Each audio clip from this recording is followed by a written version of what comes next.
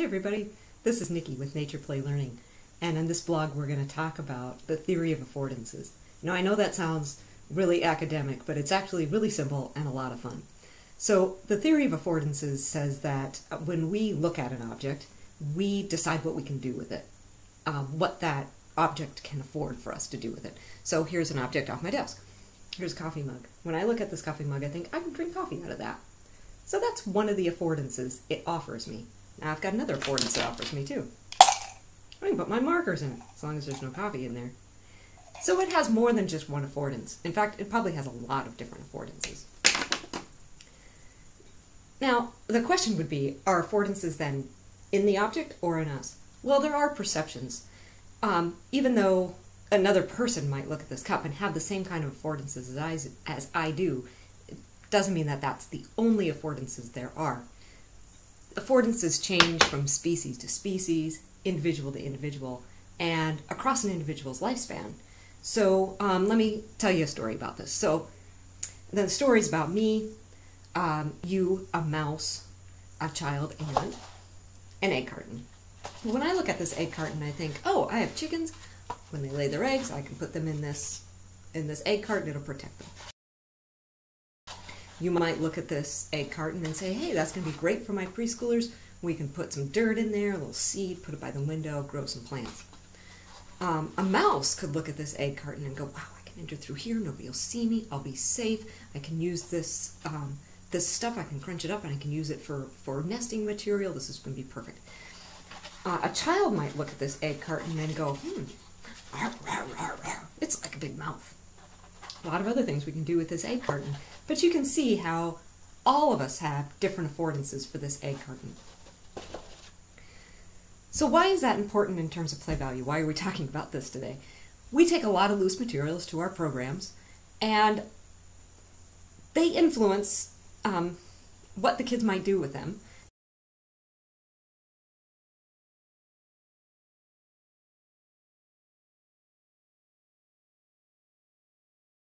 Now that I live in Florida, I collect a lot of seashells, and so we can give these to kids and they might decide to sort them out. There's different shapes, there's different colors. They might use it for a scoop. This one's very scoopable. If they used it for water, there's a little hole at the end. The water can slide right down. This one's looking like a little claw.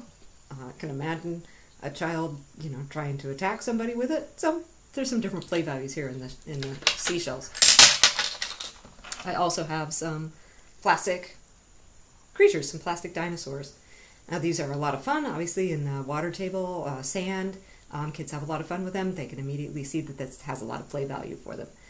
They're not necessarily going to be used as representations of something else. They're not necessarily going to be, oh, this is my baby. But it could be. Sometimes the kids get creative with that kind of thing. So another loose material, here's some markers. And we often use markers as art materials or writing materials, but sometimes kids use them for play too, don't they? I've seen some kids use them as antenna when we're talking about bugs.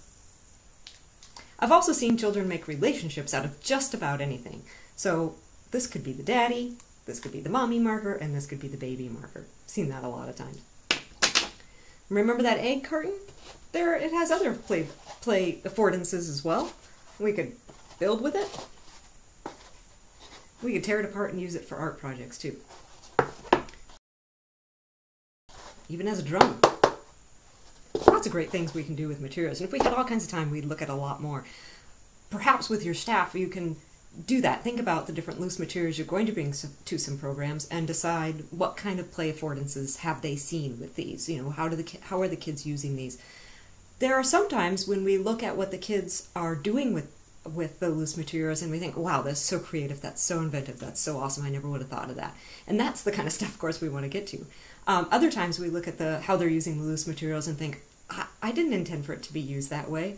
And we may have negative ideas about, or we may interrupt their play because that item isn't used properly. So it's a great conversation to have.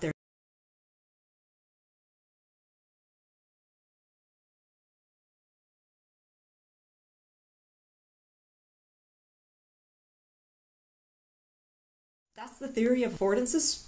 Pretty simple, pretty fun. hopefully you guys will have enjoyed this video and can use it. And I hope you enjoyed it. Leave me a comment if it helps you or if you need to know more information. And we'll see you next time. Thanks.